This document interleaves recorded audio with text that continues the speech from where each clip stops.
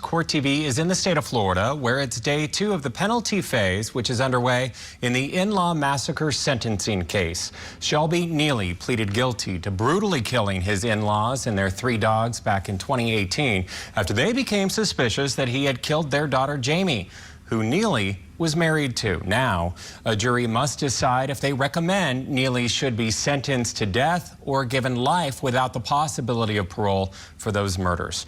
Let's get you back into court now, where the jury is hearing from a forensic supervisor, Rhonda Klein, who describes the crime scene photos to the jury. Take a listen. I asked about a couple different things. Was this like a knocked over Christmas tree? Yes. A small one. And there was trash on the floor leading into the kitchen. Yes. And this couch here, can you describe for me what's right behind this couch? It's like an open area where if the couch wasn't in front of it, you can get from that room into the living room. So like a doorway with no door? Yes. But was the couch blocking that doorway? Yes. And the couch itself, were there a lot of areas of interest that you would later go on to document? Yes. Okay, we will come back to that later. State's Exhibit 29.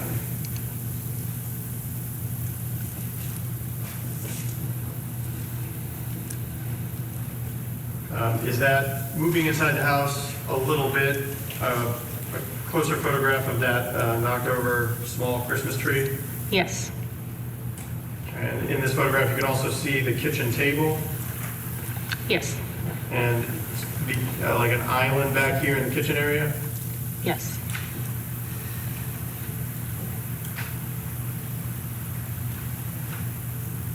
Showing State's Exhibit 30. Now this particular photograph, is this on that would be the left side once you walk into the sliding glass door, just past that piece of furniture on the left, like a curio cabinet or something? I don't even know what that thing's called. A cabinet with glass doors and drawers? Yes. Okay. And there's like a pedestal here with a wicker basket? Yes. And a small potted plant that looks like a small palm tree of some sort? Yes. There's also like an exercise bike right here. Yes. Blue wall and like a patterned curtain. Is that fair? Yes. Okay.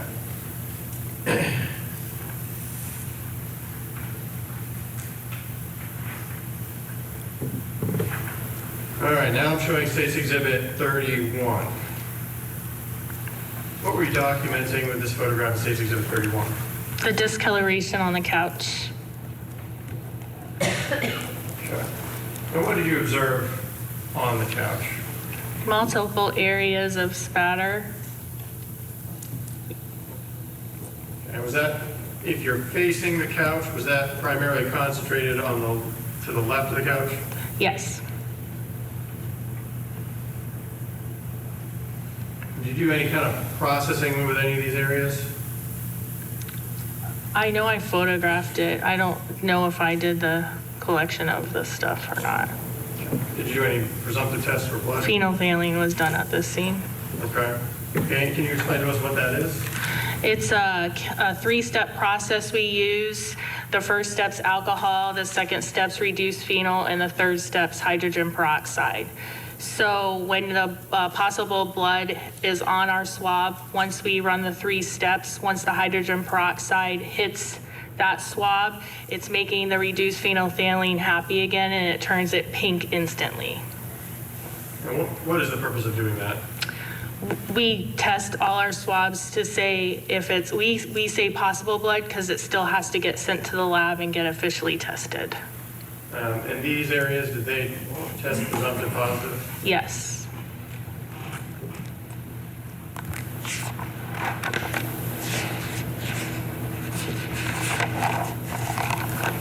All right, State's Exhibit 32.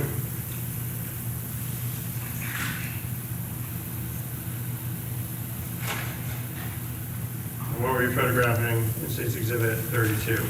Additional photographs on the same side of the couch to be on the arm area, and you can see where the stuff ran down the couch.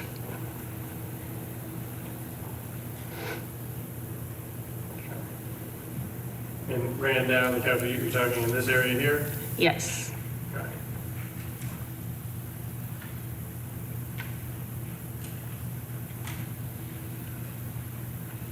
State's Exhibit 33. Can you explain to us what you're documenting in this photograph?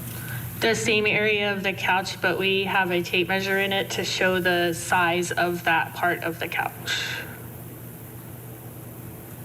All right, and was there a bunch of blood spatter on the couch? Yes. Now, on the wall behind this couch, did you see any substantial blood spatter? No. All right, and a little bit on the right side of this photograph. Is that one of the forensic technician's arms helping Yeah. to hold the ruler? Yes, Just beyond that, is that the opening that you were describing for us? that is. You know, what is directly behind the couch in that opening right here? A curio cabinet. Okay. So that one's actually called a curio cabinet. Okay. Yes.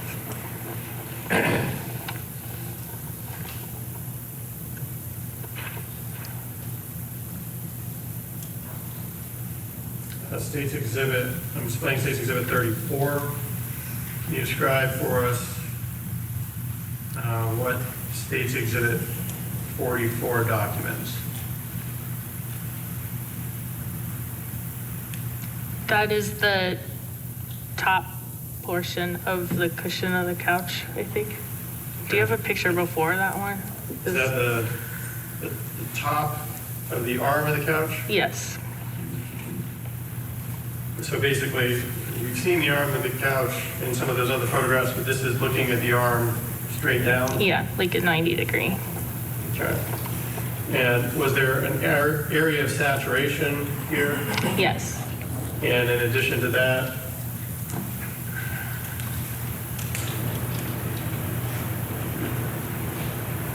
gosh, that's what it could be. Bunch of spatter. yes.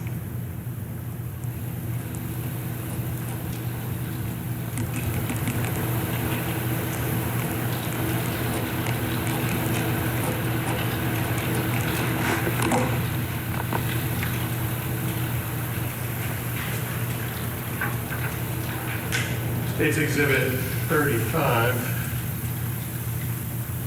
I'm displaying. You can tell us what are you documenting in State's Exhibit 35? The area at the base of the couch. Okay. And was there an area of saturation and like something had dripped down? Yes,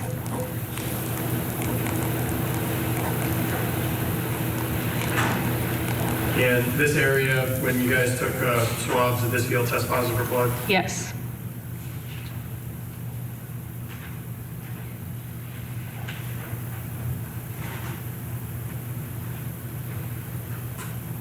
State's Exhibit 36. Can you tell us what we're looking at in this photograph? That's another angle of the cushion at the top to show more of the top area. So like the very behind this cushion would be the wall behind the couch? Correct. And is this the opening into the living room that the couch is blocking? Yes, All right, and did you observe a bunch of that spatter on this cushion? yes.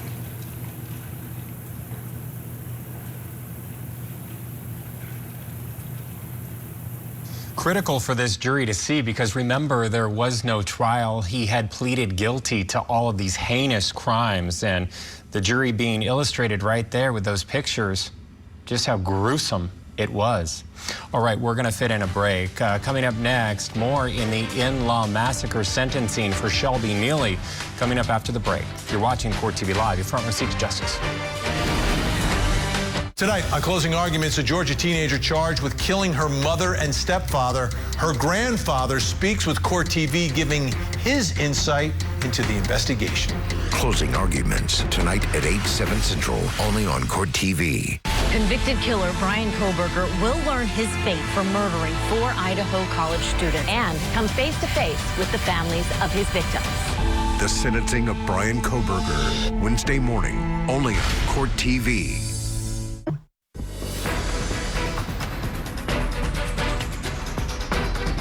Before we head back to court, here is a look at some of the cases that we are tracking right here on Court TV.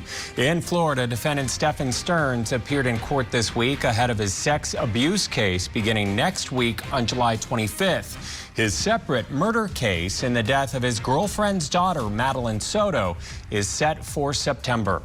In Arizona, sentencing also begins on July 25th for Lori Vallow Daybell, the Doomsday Cult mom, after she was found guilty of conspiracy to commit murder of her 4th husband, Charles Vallow, and her niece's ex-husband, Brandon Boudreaux. She's already serving life sentences, 3 of them, in Idaho. Speaking of Idaho, Brian Kohberger was back in court today, where the judge lifted the sweeping gag order ahead of his sentencing on July 23rd. Kohberger pleaded guilty to the murders of 4 college students earlier this month. As you know, Court TV will be there and begins coverage next Wednesday. In Washington state, testimony is set to resume next hour in the attempted honor killing trial for 2 parents accused of trying to kill their daughter. We'll take you inside that courtroom once the jury returns from their extended lunch break. And we'll keep you updated on all these cases throughout the day. But let's do this. We are in Florida this hour, where the penalty phase is underway in the in-law massacre case there. A jury will now have to decide if they recommend life in prison without the possibility of parole or the death penalty after this man, Shelby Nealy, pleaded guilty to killing his wife, his in-laws, and their 3 dogs back in 2018. Let's get you back into court now, where a forensic expert is describing those gruesome crime scene photos.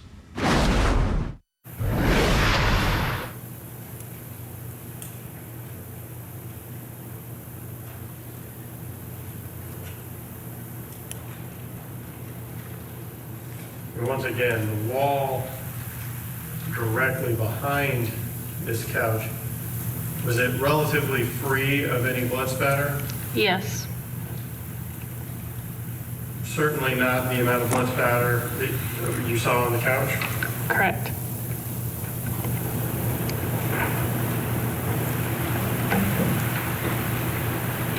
State's Exhibit 37, displaying. Can you explain to us what you're documenting here? Areas of closer up of different blood spatter areas. We lay scales at it and we take pictures of it. Yeah, so these little items, these 3 things I'm pointing out right here. What are those? Were those there when you got there? No. What are they? It's the scales that we use in our division when we document this stuff. Are them as sticker scales? Yes. And what is the purpose of placing sticker scales? To take additional photographs to show the size of the stain.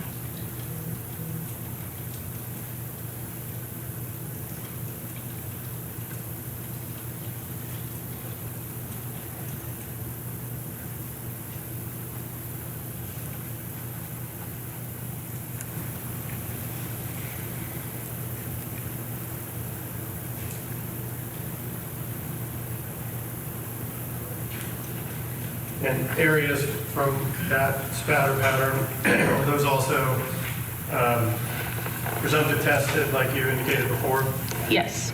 And what did they indicate? Positive for possible blood. Zoom out a ways. This is State's Exhibit 38. Is this documenting the area right above that couch? Yes. And is this that entryway into the living room that you were referring to earlier? Yes. It just so happens you can see some rulers that I'm sure that you placed in the other room, but we'll get there later. Correct. Okay. And is this that curio cabinet that you're referring to? Yes. And we'll talk about this a little later too, but there's like a bowl and a cup on top of that curio cabinet. Yes. All right, now this particular photograph, the wall area above the couch, was it more or less completely clean other than one particular item of interest? Yes. And did you place that sticker scale there in order to document that? Yes.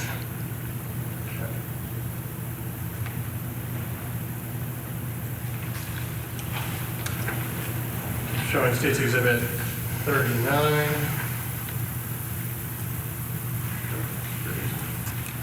And is this a close-up of that sticker scale that we just saw in State's Exhibit 38? Yes. So like one lone stain. Correct.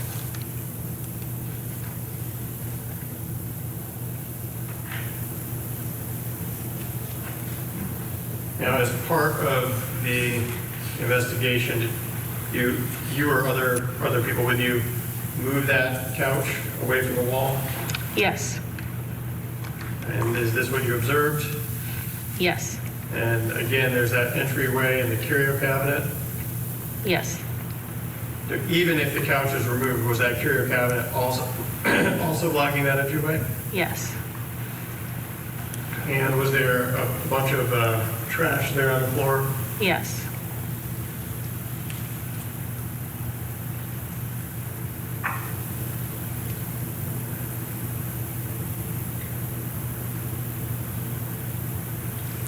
All right, and I want to focus your attention on this electrical outlet, and it's hard to see on the big screen, but a little area right around there.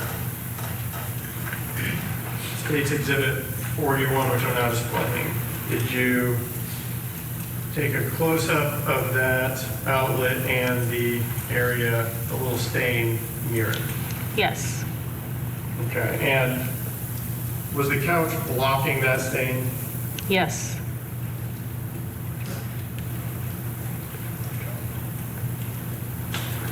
And was that area tested and test positive for blood as well? Yes. State's Exhibit 42. Is that a close-up with a measuring device of that stain? Yes.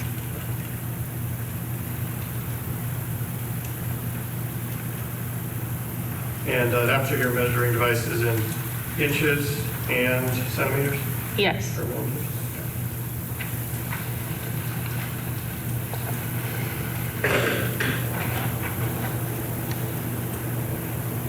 All right, State's Exhibit 43.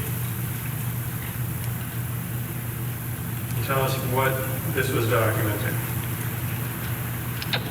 It's like a curio cabinet / desk area on the opposite side of the couch. Okay, so this arm that we see on the bottom left corner of the photograph, is that the same couch we were looking at in the earlier photographs? Just now we're on the other side of it? Yes. Okay. Now this curio cabinet, did it have precious moments figurines in the top two shelves?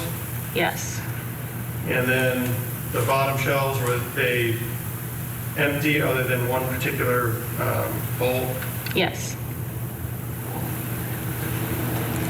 Now, while you're documenting the scene, did you observe anything on the glass door of that particular curio cabinet? Yes.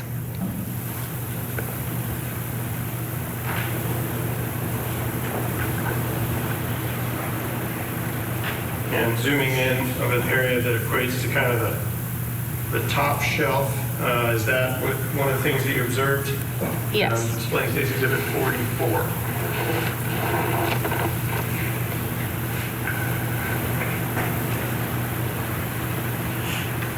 And so what you're documenting is on the glass of that cabinet?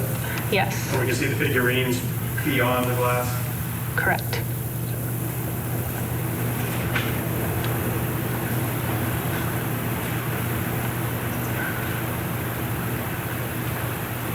And I guess the shelf right below that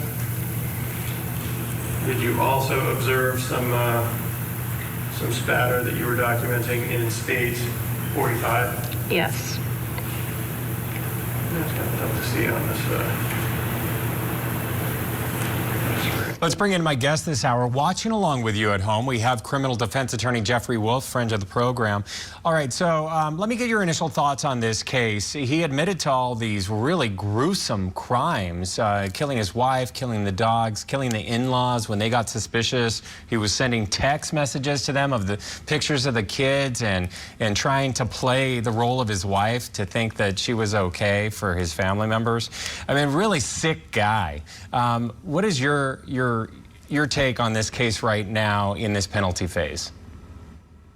Yeah, I mean, it's a death penalty phase, right? So what the prosecution needs to do is they need to show the jury how heinous the crime was, and what the defense is going to have to do when they get their turn is focus on him and what caused him to do it and what is redeemable about him and what kind of things happened in his upbringing that led him to that point, so that the jury can see that this is not something that just happened in a vacuum and that he didn't just do it because he's evil, but that there's something in his history that led him to do this. And that is really what death penalty sentencings are about. They're about the prosecution showing how evil the act was and the defense showing the lack of evil in the person themselves. Yeah, and you know, this jury that has to make the recommendation to the judge, whether it's going to be death row or life behind bars without the possibility of parole, you know, because he pled guilty, there was no evidence presented in the innocence guilt phase. So it's like a mini trial, right? Yeah, absolutely. It basically ends up being the entire crime having to be laid out for the jury because they have no familiarity with it. They've been told, hey, this person pled guilty to these charges, but charges mean nothing to a jury. They don't know anything about the case itself, so the whole thing has to be presented to them, and it becomes really painstaking, and it will take a lot longer than one would expect a sentencing phase of a case to take. And it's not just aggravation and mitigation. All the facts are going to have to be laid out for this jury, and it's going to take a lot longer, like I said, than folks would expect it to take. Yeah, do you think that he's going to testify on his own behalf to try to save his own skin?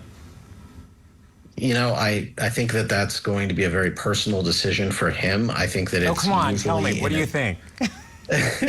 I think it's usually a lot less effective in this type of situation than it is in a self-defense type argument. I think that what is most effective in a death penalty case is for psychologists to testify about who he is and how he got to be where he was that led him to commit this type of offense. I don't think this is about, you know, self-defense. This is about psychological issues that could lead somebody to commit such a heinous set of offenses. Absolutely. All right, Jeffrey Wolf, you're going to be sticking with us all hour long. Coming up, don't go anywhere. The jury sees more gruesome crime scene photos. Those are laid out for them during this penalty phase in the state of Florida for the confessed killer right there on your screen, Shelby Nealy.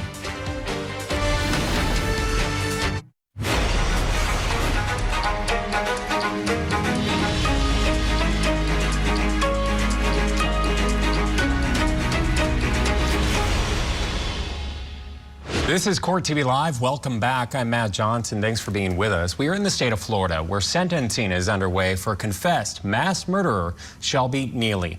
Nealy had pleaded guilty to killing his father-in-law, mother-in-law, brother-in-law, and their 3 dogs. This happened back in 2018.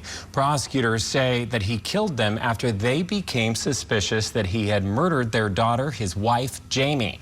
Now a jury must decide if they recommend that he should be sentenced to death or sentenced to life behind bars without the possibility of parole. Let's get you back into that courtroom now in Florida, where the jury is seeing crime scene photos. Yeah. Is the area you're documenting right there? Yes.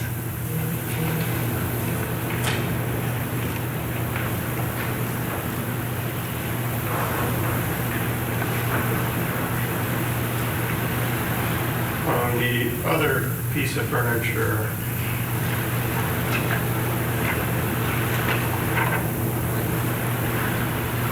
next to the carrier cabin, I'm not even going to try and guess what that is called. Did you document any areas on that piece of furniture as well? Yes. All right, and State's Exhibit 46 is Is this a close-up of one of the areas of interest that you documented? Yes. And you know some spatter right there that you have the ruler next to? Yes. In kind of the center of the photograph? Yes. And then State's Exhibit 47. Is that the same piece of furniture we were just talking about, but now you're documenting some spatter on the side? Yes.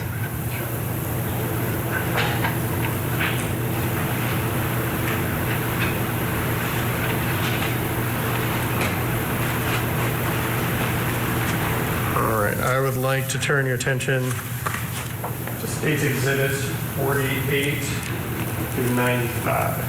Let me just run through those really quick.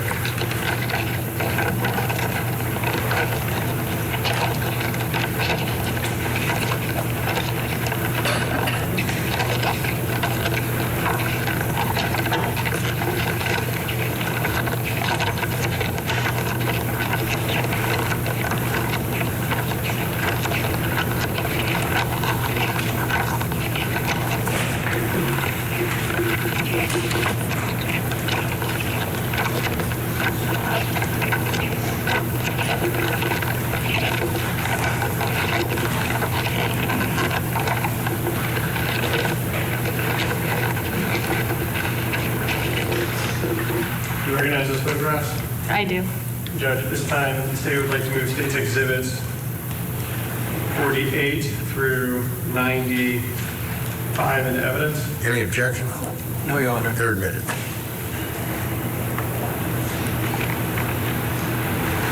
I'm going to explain State's Exhibit 48.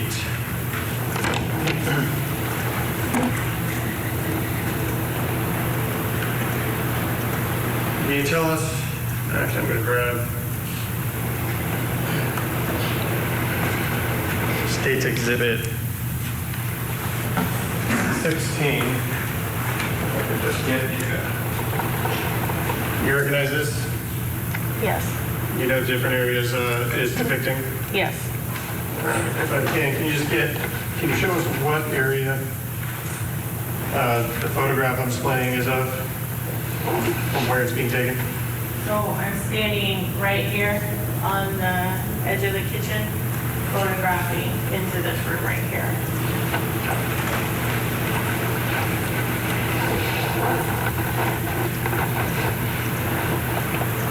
And there's a chair right there in the foreground. Was that chair just there in the kitchen when you guys got there? Yes.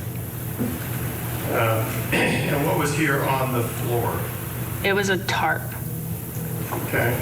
And were all these little folds in the tarp as if it had been unfolded or had previously been folded and now obviously it's unfolded?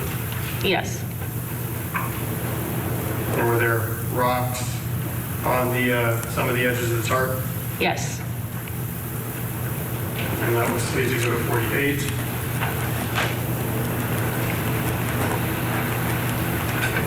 Now displaying State's Exhibit 49.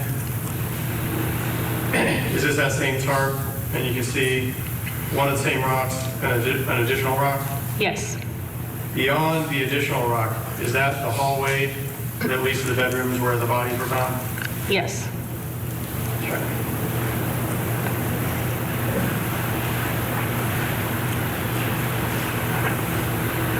State's Exhibit 50. So once again, are we able to see that that hallway, the tarp, and the rocks? Yes. And is this the front door of the residence on the right side of the photograph? Yes. And is there a couch inside the front door that has similar coloring, similar style as the one that we were looking at in the other room? Yes.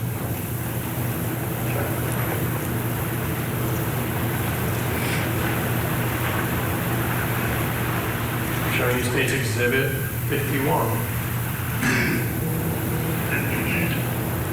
Different areas I want to ask you about here.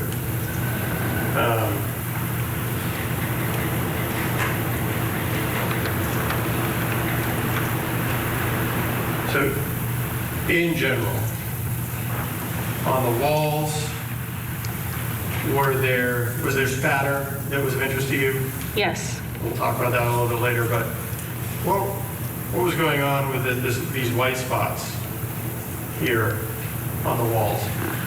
It appeared that there was a paint over possible spatter. Okay. And so maybe compost bags in the area? Yes. They're just in the photographs, to the right of the front door? Yes. And at the bottom of the photograph, what was this right here? It's packaging. Okay. For like a rope? Yes. Now, this particular item, this package, did you later do further processing of that item? I have to see my follow-up supplement. Okay. Do you need to check your Yes. your report? Yes. Refresh your recollection?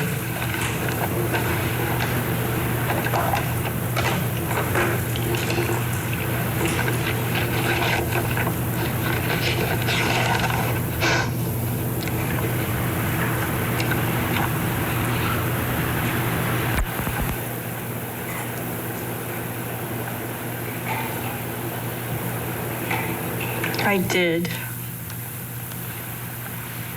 Okay. So in the package and the rope, were these collected as evidence? Yes. And what kind of further processing did you do on that particular, the packaging, the bag? Fingerprints. Okay, and how did you go about doing that? With a super glue process called cyanoacrylate fuming, and we follow that process with either black powder or a chemical called M-Star. Okay, and what is the reason that you use those processing agents? To get any ridge detail on the item. Okay, and did you get some possible ridge detail on this particular item? Yes. And once you do that, what do you do with the ridge detail? How do you keep that collected? So if it's an M-Star print, that's a dye stain print, we take a photograph of it and our photographs become our lift and it gets submitted to our APHIS division. If it's a black powder print, we lift it off with tape, put it on a card, and that goes to APHIS. Okay. And did you follow that process with the print that you were able to lift from this particular bag? Yes. And when did you submit that print to your APHIS division labeled as rope bag or room E? Yes. Okay.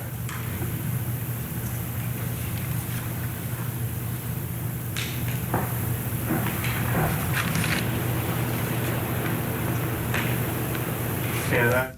All right, we're going to hit the pause button right there. We do have to take a short break. Coming up, the jury in Washington State is expected back soon in the attempted honor killing trial that we've been covering. As soon as that jury is back in the box, we will take you there live. But as we wait, we're going to head back to Florida for more testimony in the in-law massacre sentencing case. This is Court TV Live, your front row seat to justice. Two parents face a jury over the attempted murder of their own daughter. Court TV takes you inside the trial that's torn a family apart. The attempted honor killing trial. Live coverage today, only on Court TV. Tonight, on closing arguments, a Georgia teenager charged with killing her mother and stepfather. Her grandfather speaks with Court TV, giving his insight into the investigation.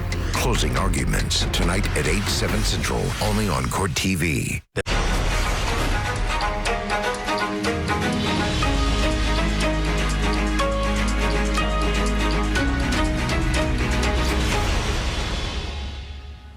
Let's head back to Florida together, where the in-law massacre sentencing is underway for defendant Shelby Nealy. Nealy pleaded guilty to killing his in-laws and their 3 dogs back in 2018 after they became suspicious that he had killed his wife Jamie, which he did. Now a jury must decide if they recommend the death sentence or life behind bars. Let's get you back into court now, where a forensic supervisor is on the stand going over some gruesome crime scene photos. State Exhibit 52. Can you tell us what we're looking at in State Exhibit 52?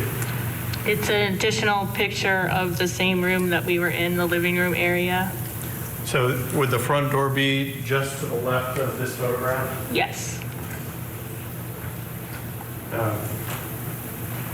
And again, you can see McDonald's bags. Was there an orange glove on the ground, on the floor? Yes. Above everything? Is there another orange glove of some kind over here on the this little table on the right side of this photograph? Yes. And some kids' toys over here on the right side of this photograph? Yes. Now, on the far right side of this photograph, would that be where that opening was that was blocked by the couch and the curio cabinet that we referenced earlier? Correct. Okay.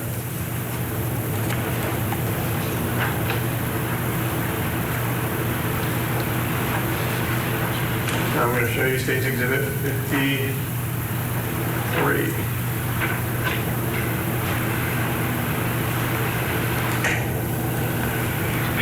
Are we able to see the curio cabinet and the couch that's blocking the entryway in that living room into the what might be a dining room area?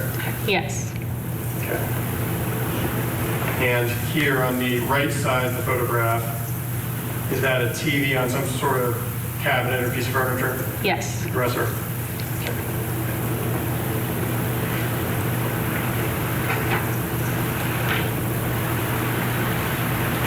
State's Exhibit 54. What are you documenting in this photograph? A picture of the couch in the same room.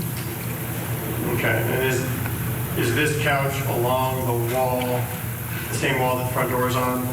Yes. So the front door would be to the left of this photograph? Yes.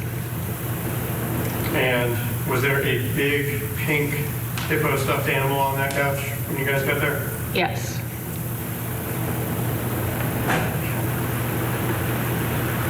And like a shopping bag, it's like from Walmart? Yes.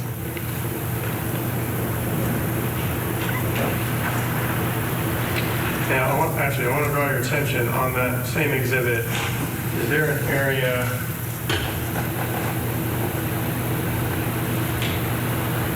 on that brown couch that was discolored and white? Yes. And did you take a closer photograph of that particular area of discoloration? I did. So I'm going to show you State's Exhibit 55. State's Exhibit 55, a close-up of that discoloration. Yes. So the wall and the windows this couch is against, would that be towards the top of this photograph? Yes. Okay. Now, just above this couch on the ceiling, which is the photograph later, but was there like areas of spatter that looked like perhaps they had been painted over with white spray paint? Yes. And was this mark consistent with if some of that spray paint had dripped and ended up on the couch? Could be.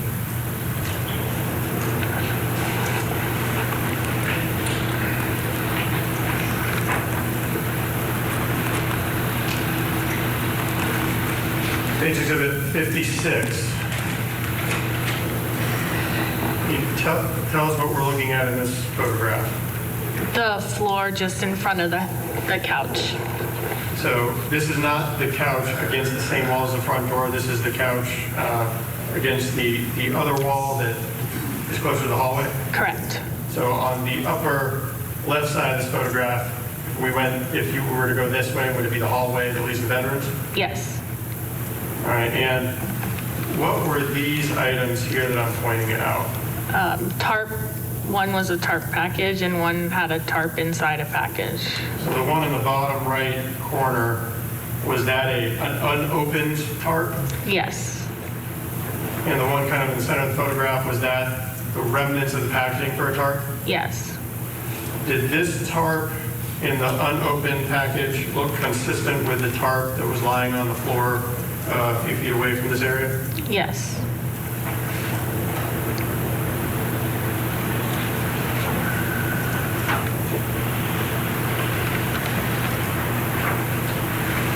Displaying State's Exhibit 57. Can you see the areas of white spray paint on the wall there? Yes. And is on the left side of this photograph is the front door, Yes, and you put a ruler there to help document the measurements. correct. Now, by this point, had you started to remove things so that you could get to other items and more properly document other items? Correct. And there are some drink cans here. Were those cans of Bang, empty cans of Bang energy drink? Yes, And did you process those items later? yes, And in particular, did you process one of them and get a possible fingerprint from it? yes, Did you utilize the same type of processing methods that you already described for us? I did. And once you got that lift, did you submit it to your APHIS section like you described for us in the last lift? Yes. And did you submit? What do you make of this guy's demeanor? Looking around, looking at the jury, looking at all those crime scene photos. He admitted to the crime. He did it. He's like, yeah, I did that. What is this jury thinking? Let's bring in our guest for this hour, criminal defense attorney Jeffrey Wolf in Denver, Colorado. This guy has enough self-preservation to wear a shirt and tie in court. What do you make of his demeanor? I think he seems extremely casual. I don't think he looks extremely remorseful in any way, shape, or form. But the biggest thing that stood out to me is how different he looks from the pictures. And I think he looks like he spent some time behind bars, and it looks like he may have made some friends in there based on his haircut. What And are you that is what has suggesting stood there? out to me. What kind of friends?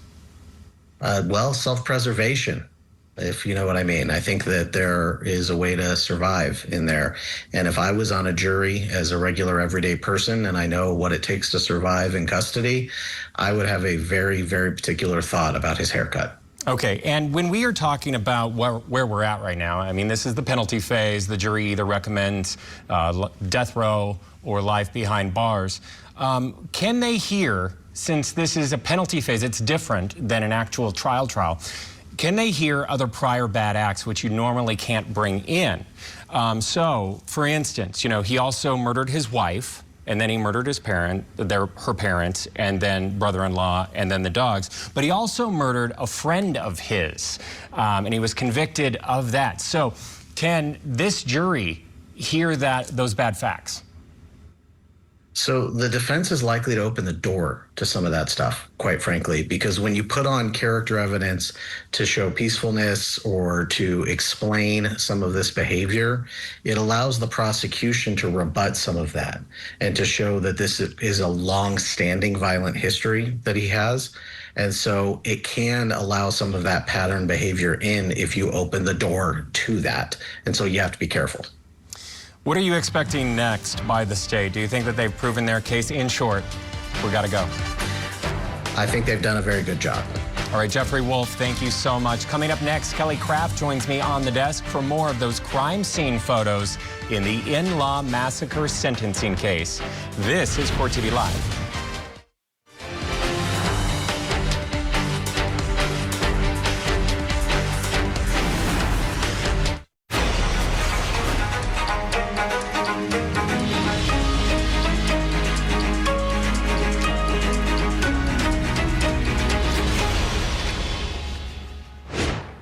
And welcome back to Court TV Live. I'm Kelly Craft, sitting in today for Michael Ayala. And I'm Matt Johnson, in for Judge Ashley Wilcott. Thanks for being with us today. We're going to get you caught up in the in-law massacre case in Florida in just a moment. But first, day 4 of testimony in the attempted honor killing trial for Ihsan and Zada Ali in Washington State has been on pause for nearly 2 hours. The court took a lengthy recess while the defense brings in its medical expert to testify.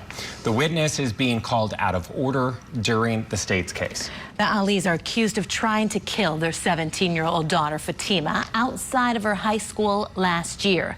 The incident was caught on camera. Once testimony resumes in that case, which should be in a few minutes, we're going to get you back inside that courtroom. We will. And in the meantime, we want to catch you up on Court TV's newest case, the in-law massacre case out of the state of Florida, where investigators say Shelby Nealy killed his wife Jamie in January of 2018 and then posed as her by sending text messages, photos, and text messages about their kids to other family members to pretend that she was still alive. But when they became suspicious, Officials say Nealy traveled to their home and killed her parents and her brother. In 2023, he pleaded guilty to manslaughter with a weapon in the death of his wife and is currently serving a 30-year sentence. He also pleaded guilty to additional aggravated cruelty as well as first-degree murder charges in the deaths of Jamie's mother, father, and brother. A penalty phase is currently underway to determine if he should be sentenced to death or life in prison for their murders. So we want to get you back inside the courtroom where a forensics expert is testifying. And that was as bang can from table south wall room E? Yes. Because would this be the south wall? Yes.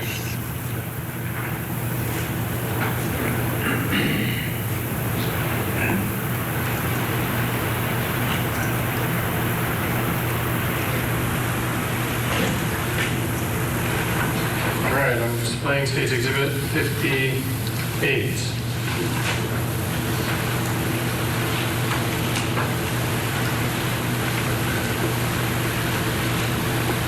And here on the left side of this photograph, is this the corner of the front door?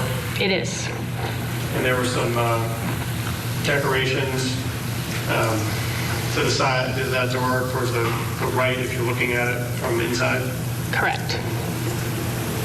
And what did you notice about those items? They had possible blood on them.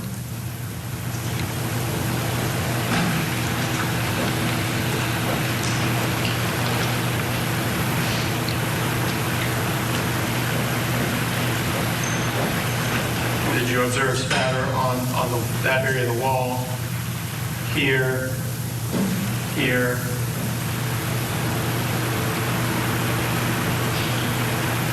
Up here, those areas? Yes. And also you indicated on the Nana mug right there? Yes. Okay.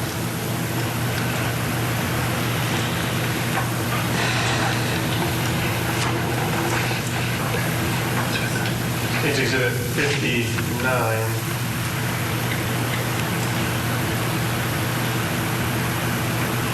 On the left side of this photograph, is that the front door, like the door frame to the front door? Yes. Or were you documenting blood spatter in that area? Yes. And with this ruler, so we know that would be 5 feet, 4 feet 11 inches from the ground? Correct. Or between 4 feet 7 inches and 4 feet 11 inches? Yes.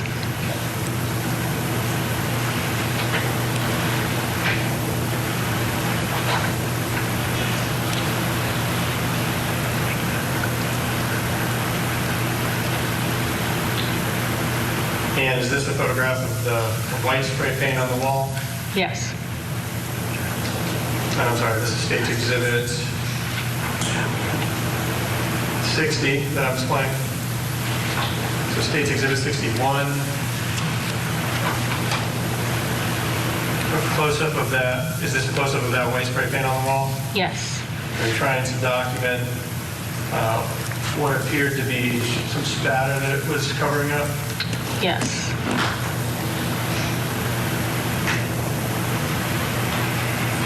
Did you hear this area over here?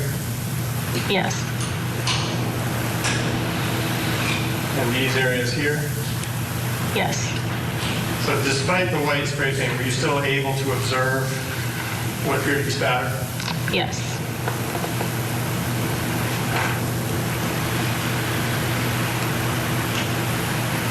All right, I'm showing State's Exhibit 62. Could you tell us what we're looking at in this photograph as I zoom out?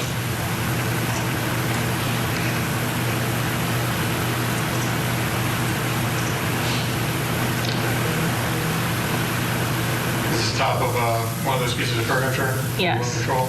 Yes. Were you trying to document some of the spatter on that item as well? Yes.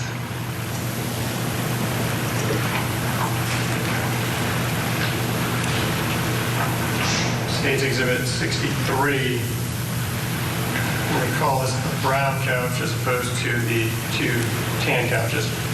So this is the brown couch. It would have been to the right of the front door of your inside facing front door. Correct. And you observe areas of spatter towards the bottom of this item. Yes. Can you place sticker scales there to document those? Yes.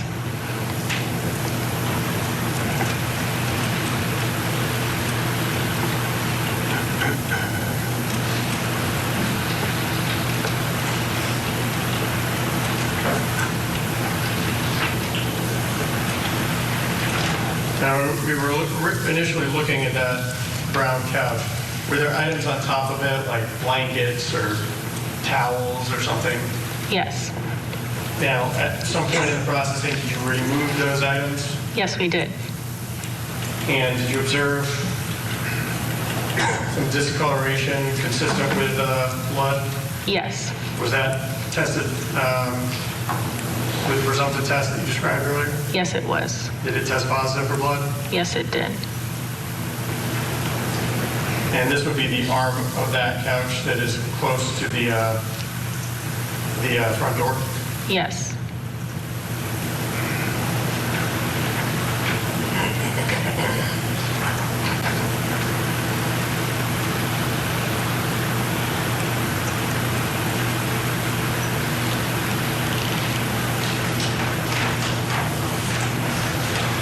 And at some point, do you guys remove that brown couch so you can document the things behind it? Yes. And were there areas near the top corner where the ceiling goes of white spray paint? Yes. Oh, I'm sorry, that's State's Exhibit 65 that I was displaying. And so this would have been the window behind that brown couch that we were just looking at in State's 64? Correct.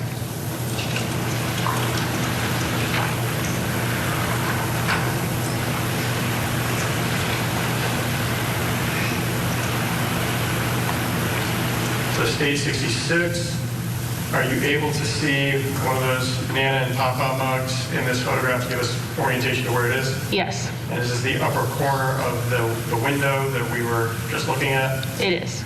Were you able to see spatter on this pink wall? Yes.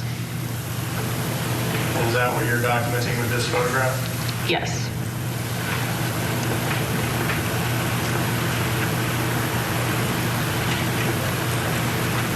Spatter in this area.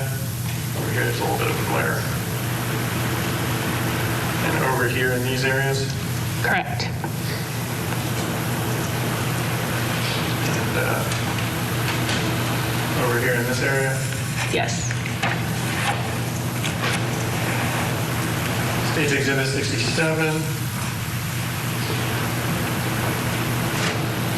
Top of that window, did you also observe spatter? Yes.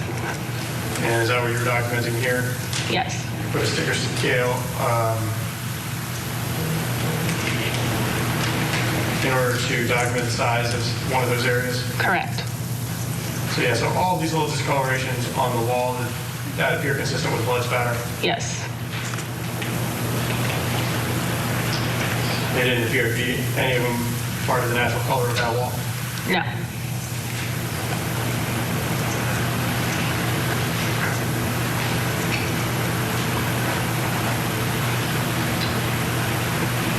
State's Exhibit 68. This is a photograph of the three windows that brown couch was against after the brown couch has been removed. Yes. And you put sticker scales in various areas to document some areas of interest with possible blood spatter. Yes. In particular, I want to draw your attention, was there one on the pines themselves? Yes. And you place that sticker scale there to document it? Yes. Did you take a closer photograph of that sticker scale? I did. And I'm showing you State's Exhibit 69. Is that the closer photograph of that particular line and sticker scale with the blood spatter? Yes.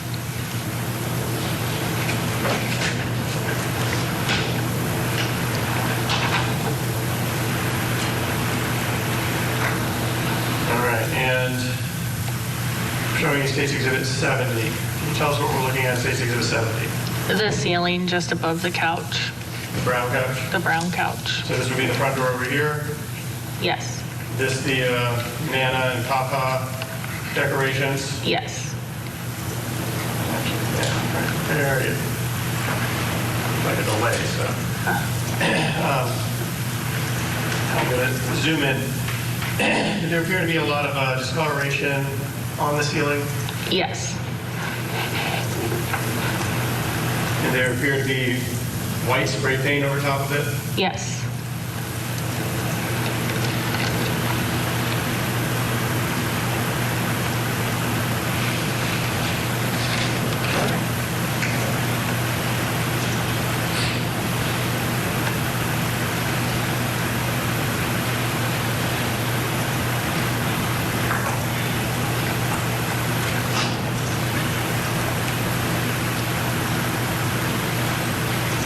And in the photograph, were you able to see a little bit the different shades of white? Yes. Now, when you were on scene, were you able to visually see the different shades of white? Yes. State's Exhibit 71.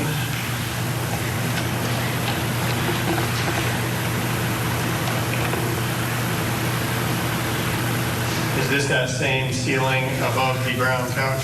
Yes, it is. Are you able to see an area, a particular area of white spray paint that looks like it drips down some? Yes. All right, and you're documenting all these different areas of discoloration? Correct. Are we able to test any of these with a presumptive test for blood? Yes. And did it come back positive? Yes.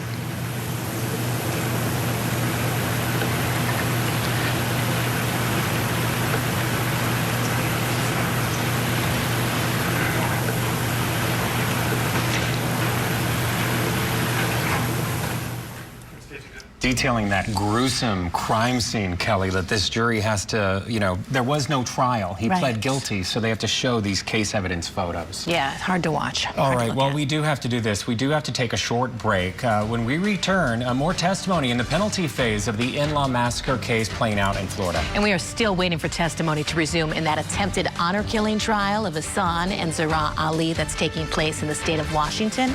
We will get you back inside that courtroom as soon as the testimony begins or resumes in that case. Keep it here on your front row seat to justice. Bryan Kohberger accepted a plea offer. A shocking turn of events. Have you plead guilty or not guilty? Guilty.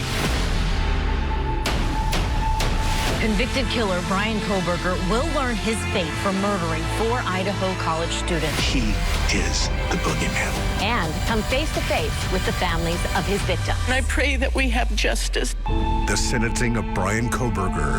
Live coverage begins Wednesday morning, only on Court TV.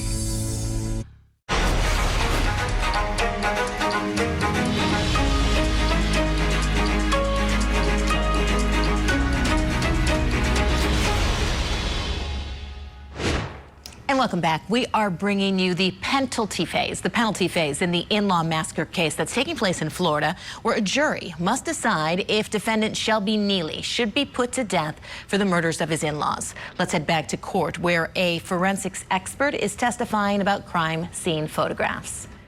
This is a close-up of one of those areas on the ceiling. It is.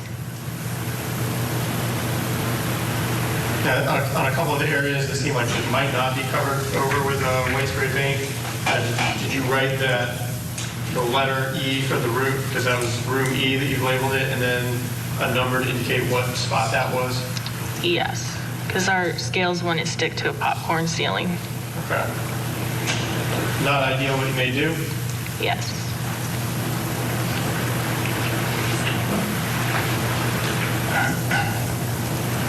So that State Exhibit 72 was a close-up of E15. Is this a little bit further away view of E15? Yes. And I'm sorry, this is State Exhibit 73. And again, you can see all those areas of discoloration on the ceiling. Yes. And did you use the ruler to show how far away it was from the wall? Yes. That would be the wall. This would be the wall that would have been behind that couch. Yes.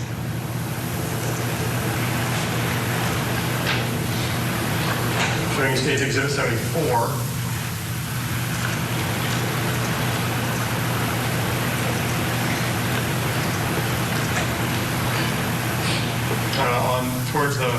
right side of the photograph, is that the front door? It is. So are we trying to document the area that would be behind the front door if the door was open? Correct. And was there an area that was a clear, like, white splotch of possibly spray paint there? Yes. Now, when you put these rulers there, is that to divide up the wall into different quadrants so you can then document it? Yes. Stage 74. I'm now going to show stage 75. Stage 75, a photograph of the bottom right quadrant of the photo we just saw in stage 74. Yes. Trying to document the different areas of blood spatter there. Yes. And so all these, again, the display is washed out a little bit, but all these little dark marks on that white wall, or light colored wall, that they appear to be blood spatter?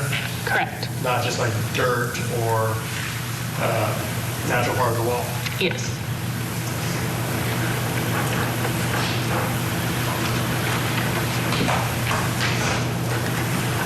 Stage Exhibit 76. Here you're documenting a couple of particular areas of blood spatter with those sticker scales. Yes. And it's a little bit more in the top portion of that quadrant that we were just looking at in stage 75. Correct.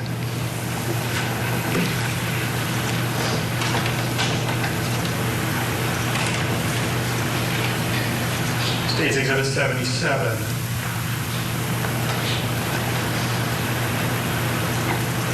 Is this the top right of the quadrant, the top right quadrant of the area that we were looking at behind that would be behind the door if it was open? Yes. And you see that, that white spray paint there? Correct. And does there appear to be some spatter underneath the spray paint? Yes.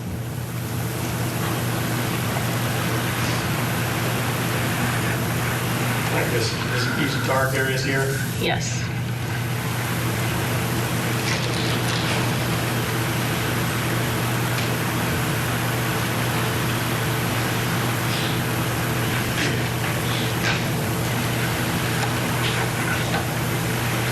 Turning your attention to stage 78. Is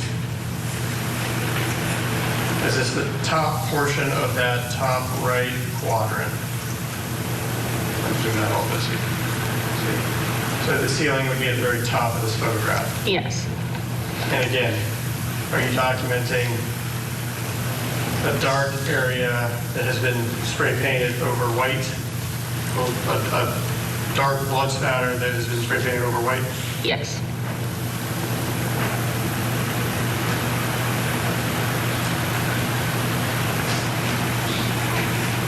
Clearly, he knew what he was doing because he was trying self-preservation to cover up the crime badly. Let's bring in our guest for this hour. Watching along with you at home, we have national trial attorney Michael Jaffer.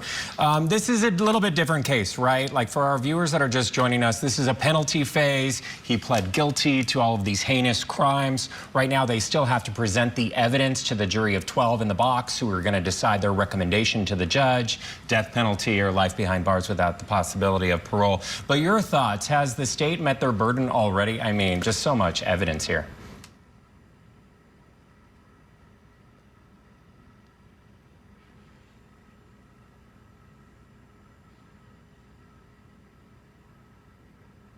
Do you hear Michael? I don't hear Michael. Okay. Michael, are you on mute by chance? Have we muted Michael for the first time in Court TV history?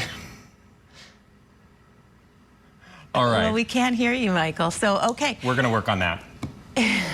Well, we're going to switch gears because we do want to hear Michael's analysis of this case because, Matt, as you were talking about, it's an interesting dynamic here. You have a defendant who pled guilty, but now it's up to a jury to decide what that phase, next phase, life or death will be. The recommendation for the judge. Yes. And, you know, you may recall, I know you know this, we've both covered cases in the state of Florida where the state legislature has now changed the rules. So it's no longer a jury of 12 that has to decide unanimously on recommending death, but only 8. So 4 can still differ from that for that recommendation for the judge. But as you were saying, we have other cases that we're tracking here. A big one, and one that you're going to be going out to Idaho to cover here soon, Matt. So before we take a break, we want to have an update in Idaho, where a judge has lifted that gag order in Bryan Kohberger's quadruple murder case. Kohberger pleaded guilty earlier this month to killing 4 college students.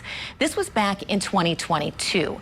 Up until now, nearly all information related to the case has remained under seal due to the pending trial and publicity around the case. But the judge will now allow the parties to speak publicly about the case for the first time since early proceedings. At this point, I just don't think that I can justify the continuation of the non-dissemination order. I think the rights of the public to information in this case is paramount, given the fact that a plea has been entered in this case, and so I'm going to lift the non-dissemination order. Non-dissemination order, otherwise known as a gag order, that sweeping gag order that's been in place, and even though that's being lifted in part, does not mean that all sealed documents will be made public. The judge indicated that that's going to be an ongoing process, one by one. There is dozens, if not hundreds, under seal right now, and that's going to be done after sentencing next week. Speaking of, Court TV will be live from Idaho, the Ada County Courthouse, for Kohberger's sentencing next Wednesday, July 23rd. Mark your calendars. I'm going to be boots on the ground reporting from the courthouse steps in Boise alongside Court TV anchor Ted Rollins. That sentencing, that begins at 11 a.m. Eastern, and you do not want to miss it. No, it's going to be great to hear you guys out there again to try to get some kind of closure for the family, although I know some family members are not happy about the way and this hopefully unfolded. at least, begin to close that chapter for these victims. Yes, absolutely. We need to take a break now. Up next, more testimony in the in-law massacre case in Florida. Keep it here on Court TV Live. We're coming right back.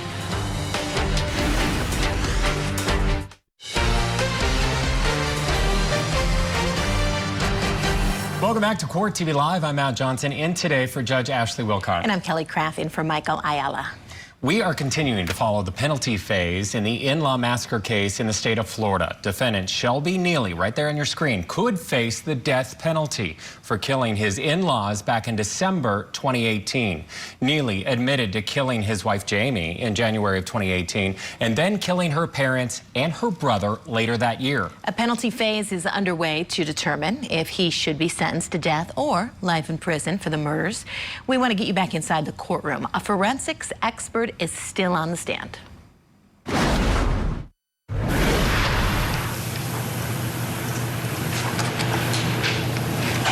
right, I want to turn your attention to a slightly different area of that room. And I'm showing you Stage Exhibit 79. So on the right side of Stage Exhibit 79, is that the entryway into the kitchen? It is.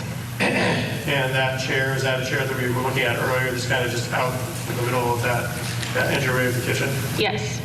So where you're standing taking this photograph, is that approximately where the tarp would have been laid down? Yes. Okay, and this small wall here, did you observe any spatter on this wall? Yes. So that was Stage 79. I'm going to show you Stage Exhibit 80. Is this a close-up of the bottom portion of that wall we were just looking at Stage 79? It is. And all of those little dark spots, is that spatter that you're trying to document? Yes.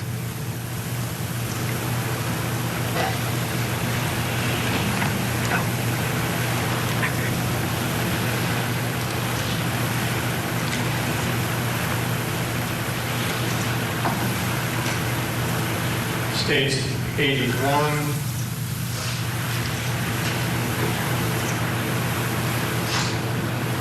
Is that the same wall and that same electrical outlet that we just saw in Stage 80, but just a little bit higher?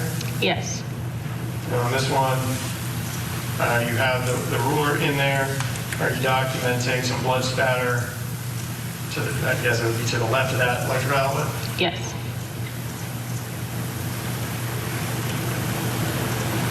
In all these different areas were representative samples taken and tested for, presumptive tested for blood? Correct.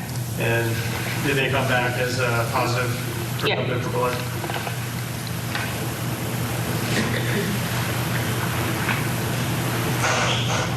All right, states 82.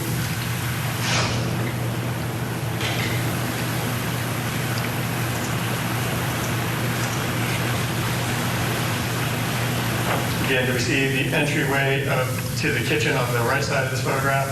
Yes. So this would be the area of the wall above the electrical outlet we saw in the previous photographs? Yes. And are you documenting the blood spatter in this area? Yes.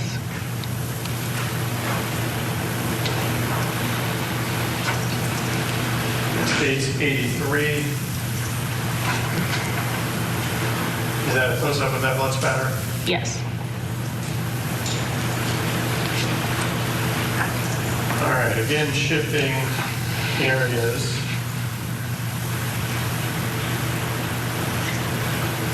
States Exhibit 84. Can you tell us what area of the room you are photographing now? Stage 84. In front of the dresser that the TV's sitting on in room E, the area of the toys and tables. Okay, so there would be a television on the piece of furniture on the right side of this photograph? Yes. And do we see the couch from room B through the entryway in the top left-ish of this photograph? Yes. And a curio cabinet with a bunch of precious moments figurines? Correct. Now I want to focus your attention on this piece of furniture right here. Did you do any further documentation with that piece of furniture? Yes. Call it like a small end table? Yes. So States Exhibit 85. Is that a close-up of that end table? It is. Did you observe some spatter on that end table that you're documenting there with the ruler? Yes.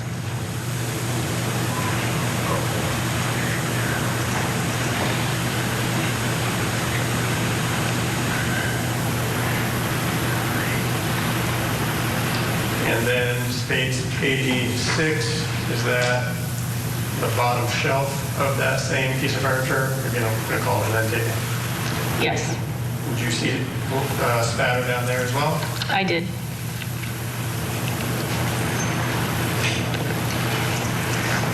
We saw like a table kind of lying there in that room. Did you take a photograph? Well, States 87. You take a photograph of the top of that table, just kind of there for return? I did. Did you observe spatter on top of that? Yes.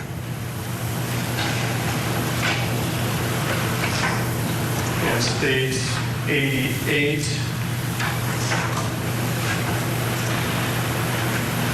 Is that the trying to document spatter on the other side of that, of the top of that table?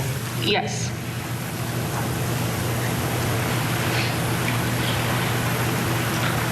I'm calling it a table. It could be a bench, maybe, too. Yeah. Small piece of furniture. All right, and States 89. The leg of that table or bench piece of furniture, are we documenting the red stain that appeared to be consistent with blood on that piece of furniture as well? Yes.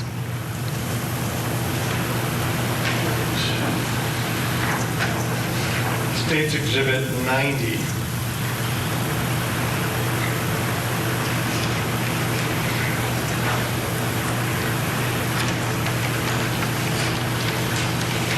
To orient ourselves, on the left side of this photograph, is that the entryway that would take you to room B where that other couch is?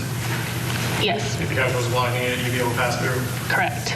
And did you see spatter on this wall? Yes. And was some of the spatter painted over with white spray paint? Yes.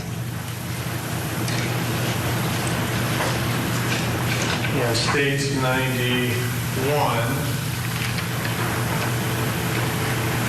is this a close-up of the bottom portion of that photograph we just saw on stage 90? Yes. Where you can observe some of the spatter? Yes. Fair to say there was a lot of spatter in room E, the living room? Yes. All right, and the far right side of this photograph, you see those white lines that appear to be drips from like white spray paint? Yes. All right, with that in mind, we're going to turn your attention to stage 92. Is that the area of white spray paint? If you proceed up from the last photograph that you see? Correct. And did it appear to be painting over an area of spatter? Yes.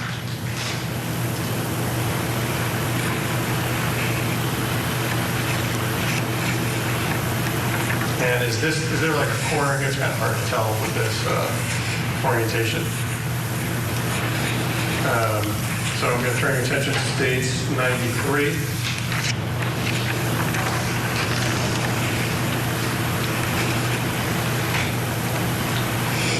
Is there like a corner there where the two walls meet and there's two splotches of white spray paint on the wall? Yes, there is. And again, were there some areas there of spatter which would be almost behind the television? Correct.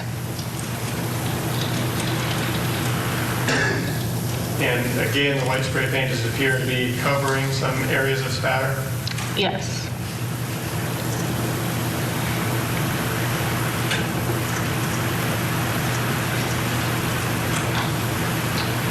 And this cabinet, dresser that this TV is on top of, did you take more photographs of that item? I did. So then, stage exhibit. All right, we do want to share with you at home, we have some developing news out of the state of Washington in the attempted honor killing trial with Ihsan and Zara Ali. Our crew there on the ground, they're in the courtroom. They're telling us that there is an issue with that defense witness that was going to be taken out of order, Kelly. Yeah. So what was going on inside the courtroom? There was a meeting to decide, is this person going to be on time? When are they going to arrive? They were supposed to be dark tomorrow, so no court was supposed to take place tomorrow. But now we are hearing that if the witness does arrive later on tonight, then that witness will continue testifying tomorrow. Now, that's just a possibility. Everything's kind of developing out there in Washington, but definitely an issue with one of the witnesses that the defense counsel was going to be calling. Which creates a court scheduling issue, because you've seen, I know that you, courties, have been paying attention to this, because Ihsan and Zara are wearing headphones in the courtroom, and then seated over in the gallery next to our crew, sometimes you can see them, our producer and our camera crew, is the interpreter. Well, that interpreter is only scheduled by court order Monday through Thursday, so now they're trying to work out the situation with making sure that they have their constitutional rights by understanding the trial and the charges against them and the testimony, to try to get an interpreter there for tomorrow if this special witness does make it into town tonight. Yeah, I mean, absolutely. They cannot go forward with the proceedings if they don't have an interpreter there. So they'll have to either see if the interpreter can come tomorrow, get someone else, or just see exactly what's going to take place. But as soon as we find out some more information, we will, of course, let you know. In the meantime, we're going to squeeze in a quick break, but don't go anywhere. You're watching Court TV, your front row seat to justice. Tonight, on Closing Arguments, a Georgia teenager charged with killing her mother and stepfather. Her grandfather speaks with Court TV, giving his insight into the investigation. Closing Arguments, tonight at 8/7 Central, only on Court TV. Donna Adelson is facing charges of murder, the death of her former son-in-law. This is terrible. Now that Donna has turned into a defendant, what's next for the Adelson clan? The matriarch mastermind murder trial. Live coverage this August on Court TV.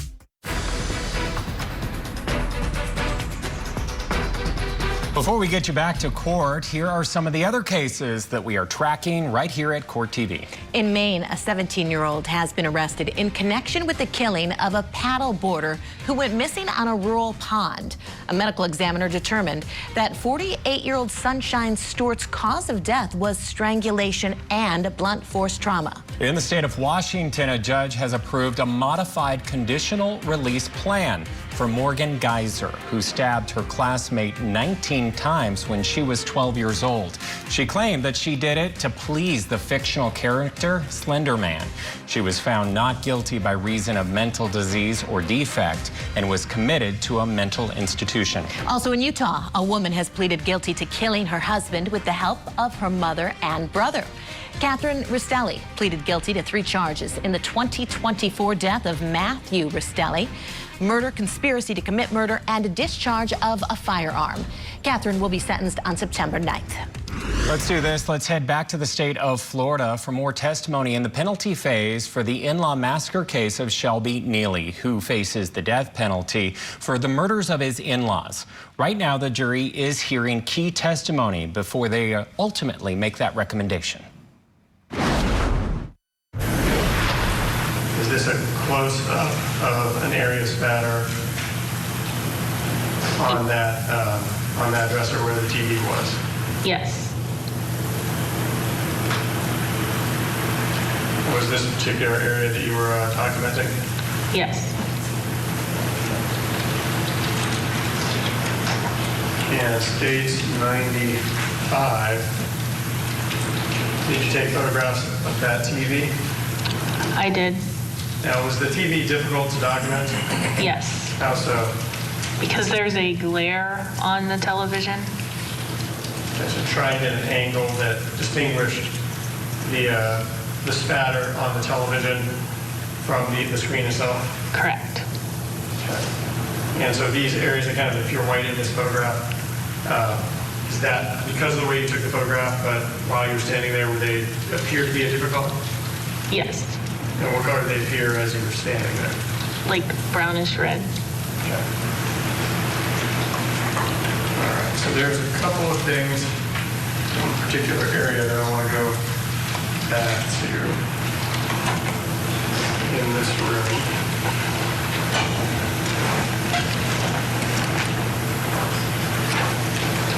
And I'm showing you State's Exhibit 53.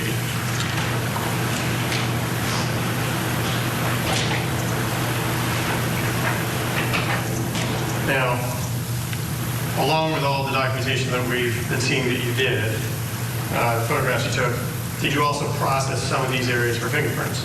I did. Now, in particular, was there a glass cup on top of this curio cabinet? Yes. Did you process that for fingerprints? I did. So were you able to get multiple fingerprint lists from that glass cup? Yes.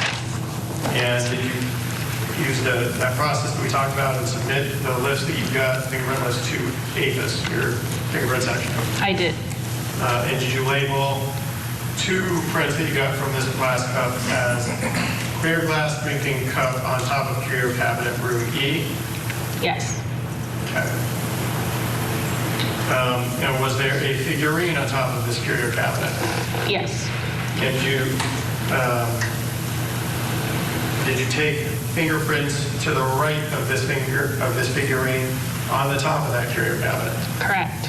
And were you able to get a lift from there as well? Yes. Submit that to APHIS. I did.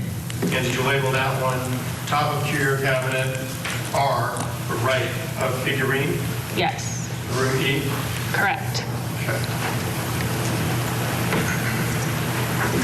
And did you process the glass in that curio cabinet? I did. And you process an area that you call the middle glass panel of the curio cabinet in room E? Yes. Were you able to get a lift from there? Yes. Okay, let's bring in National Trial Attorney Michael Jaffer to discuss what we've been seeing so far. Michael, are you with us?